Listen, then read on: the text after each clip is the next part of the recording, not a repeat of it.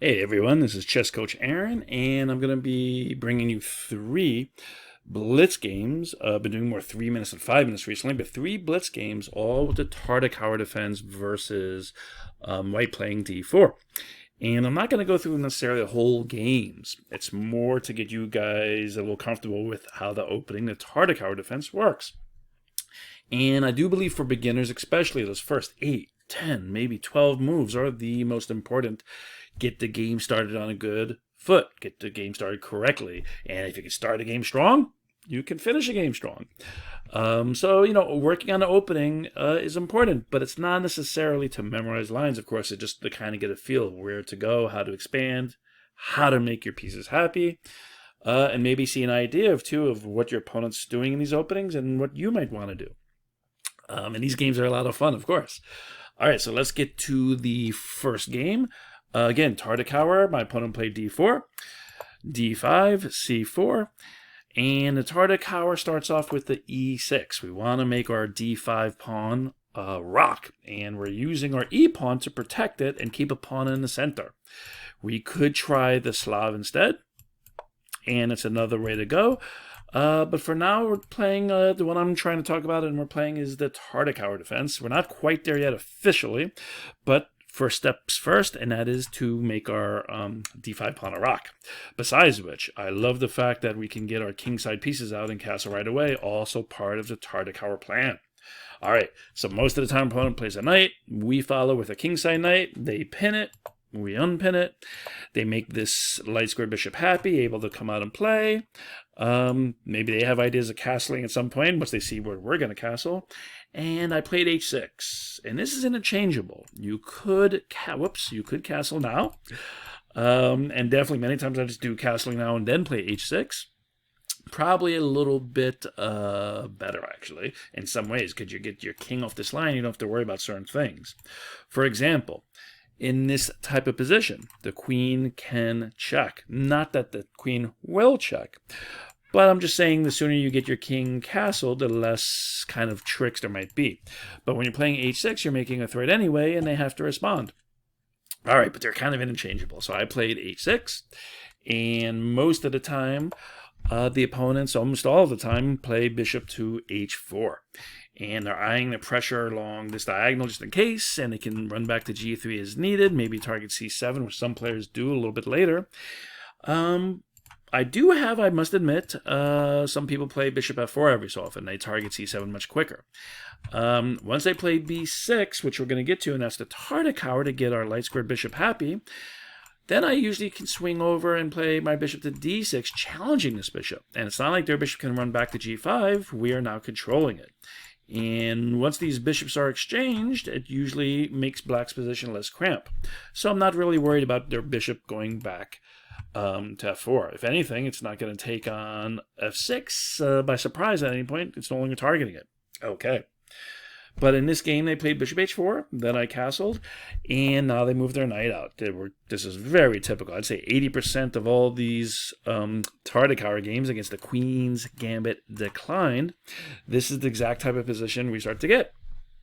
Now this is truly the moment that it is Tartakower defense.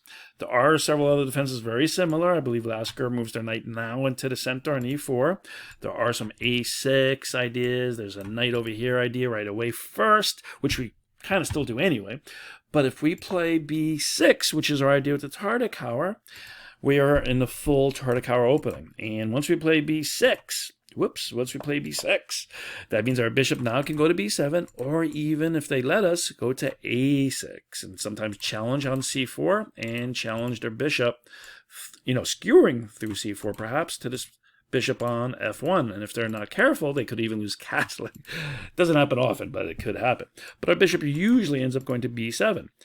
Many times when we play b6, the opponents I play immediately take, and they do that for a reason. Well, let's back up, and they want to get their bishop developed, right? They want to go to e2 or d3. Most often it's d3, and aim towards our king, of course. Help support perhaps e4, perhaps get our queen and bishop, or their queen and their bishop along this diagonal, make a battery, right? And sometimes they take their time and put the bishop back on c2 or b1 and try to get the queen to be the front part of that battery, right? Because the queen is a checkmating piece. Most of the time, though, if they put the bishop on d3, which is going to happen usually pretty quick, they'll put the bishop behind and you still have a battery. One of the reasons why I love the Tartakower, first castling and then asking this question on h6 to the bishop, is there's no target. That pawn is now on h6. So yes, their battery still can give check at some point maybe, but they're not winning the pawn. It's already out of the way. So I'm not really worried about this battery as much as an attacking battery. All right, but that battery does stop a main idea perhaps of our knight going to e4 and making maybe a bishop trade, perhaps a knight trade, perhaps us playing f5 and expanding. And this is a freeing move for black in the Tartakower many times. And that's putting our knight on e4 at the right time, especially with our bishop supporting it from b7. So if they get this battery, it does kind of perhaps slow us down or stop us from putting our knight on e4. Now, the next reason white many times takes is they're afraid if they move their bishop now, well, we're just going to take and make their bishop move a second time. And even if that does happen, we castled, they play knight f3, and we play b6. But let's say, just for fun, they play bishop d3 and we take. They go capture back on c4 with their bishop. The bishop is not nearly as happy. But what are we doing with our bishop? Well, you can still play b6, put our bishop on b7, and it's a great bishop. It's still going to be very strong. As a matter of fact, many times in a Tartakower, not immediately, but later in the game, after I get b6 and bishop b7, later at the right time, I might capture and unleash my bishops. I can discover the attack at the right time. So there are some little nuances here. Them taking is because, on d5, them taking is because they're thinking that they'll lose a tempo, they'll lose a move if they play bishop d3, then we capture, and then they have to capture back the bishop, because then it's 2 moves for the bishop to capture versus 1 move.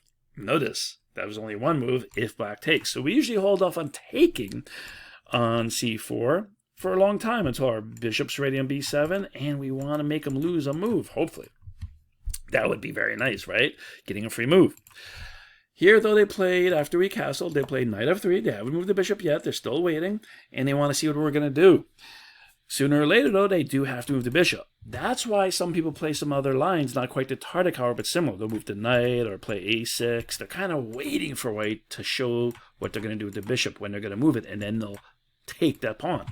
I don't really worry about that now, because now we already have our king safe. We have our king side nice and good, and we have this rock on d5. Now we just have to make our queenside pieces happy. So I'm not waiting for white. They can't castle yet, and they still got to make their developing moves too. So I love the Tartakower play b6. All right, when they capture, and many times they do, our bishop is now very happy along this diagonal from c8 over to h3. Doesn't mean our bishop has to stay here, though, and many times I still move it over to b7 because I really love this knight going to e4 as a freeing move, and with the bishop behind the d-pawn and supporting that knight, very solid position for black. But now you may say, Coach Aaron, isn't this pawn a waste of time at this point? What if we capture and we end up playing our bishop someplace else, which you can still do? Many times you might go to g4 or f5, depending on the situation. Sure. Is b6 a wasted move, though? The answer actually is still no, and that's why I love the Tartakower. Small pawn move supports large pawn move, and part of the Tartakower plan is usually get our bishop to b7, our knight goes to d7, and we get in c5.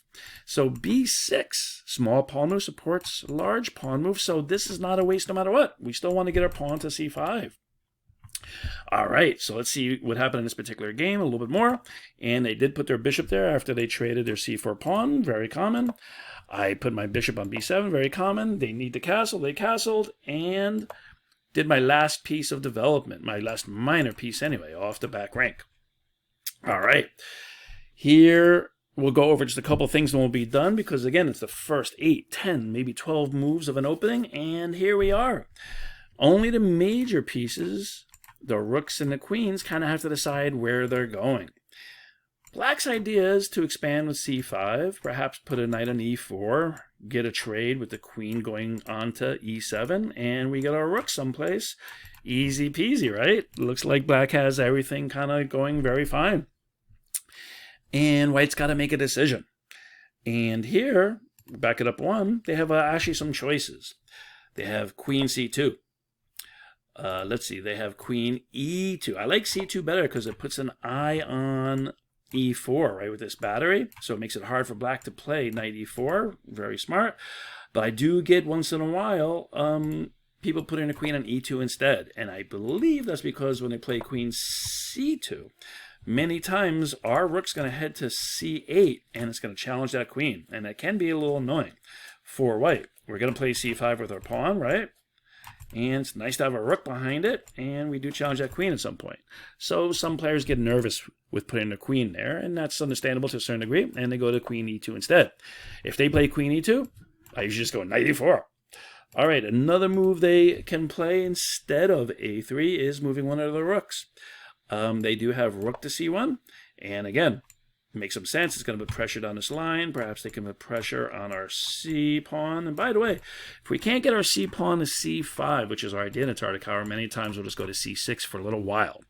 It'll cover some squares. It runs away from this bishop. It protects b5 from the knight, or attacks the knight if the knight goes there. And it's protected by the bishop. And if we bring the rook over, also by the rook. And later on, we can still push to c5 at the right time. So I'm not necessarily worried about how this looks over here, because pretty much we either go to c5 or c6 temporarily and later c5, and we're doing fine. But if they go rook c1, I usually just, again, knight e4. And let's say they do one more time. It's a lot of rook different choices here and queens different choices. That's what's left for both sides. Rook e1, again, knight e4.